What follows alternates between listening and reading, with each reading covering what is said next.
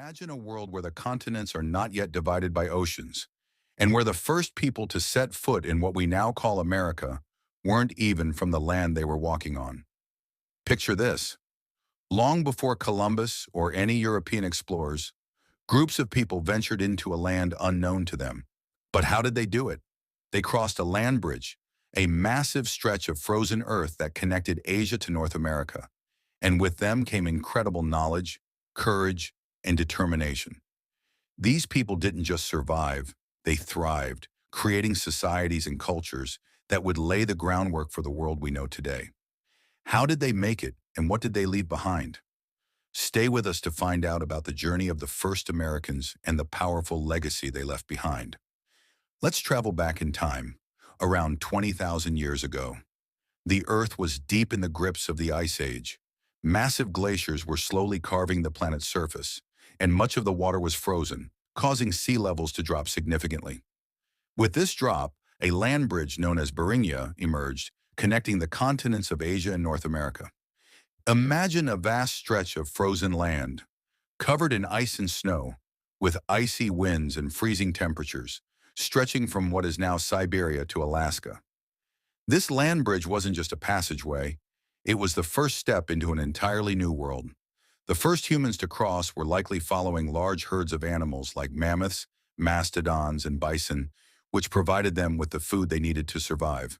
These early settlers were part of the Paleo-Indian groups, hunter-gatherers who lived off the land using simple yet effective tools made from stone, bone, and wood. But imagine the challenges they faced: freezing temperatures, wild animals, and the unknown. Yet they made it across and began to spread throughout the continent, adapting to different environments. This migration wasn't a single event. It happened over thousands of years as small groups moved southward and began to settle. These early settlers formed the foundations for the diverse cultures that would later emerge in North America. After crossing into the Americas, these early groups encountered a continent filled with vastly different environments. From icy tundras in the north to dense forests, deserts, and fertile plains, the land was as varied as the people who inhabited it. The first Americans adapted to their surroundings, developing skills and technologies that would allow them to thrive in these diverse climates. In the cold northern regions, people like the Inuit and Aleut adapted to the harsh environment by learning how to hunt marine mammals like seals, walruses, and even whales. Their tools, such as the harpoon and kayak, allowed them to navigate icy waters and hunt efficiently. They built igloos using blocks of ice and snow to create homes that were perfectly suited for the freezing temperatures. These people lived off the land, understanding its rhythms and developing incredible survival skills in one of the harshest environments on Earth. On the Pacific coast, tribes like the Chinook and the Haida lived in a temperate climate with lush forests and abundant sea life. They built large plank houses from cedar trees and were skilled at fishing, hunting, and gathering. The coast offered a bounty of resources, and these groups developed elaborate fishing techniques using nets, hooks, and traps to catch salmon and other fish.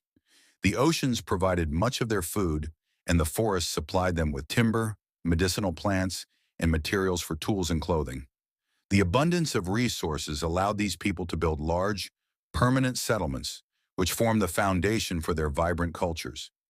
In the Great Plains, bison were the lifeblood of many tribes. The Clovis point, a sharp, fluted stone spearhead, became the tool of choice for these hunters. They didn't just hunt, they strategized. Groups would work together to corral herds of bison into narrow ravines where they could be more easily hunted.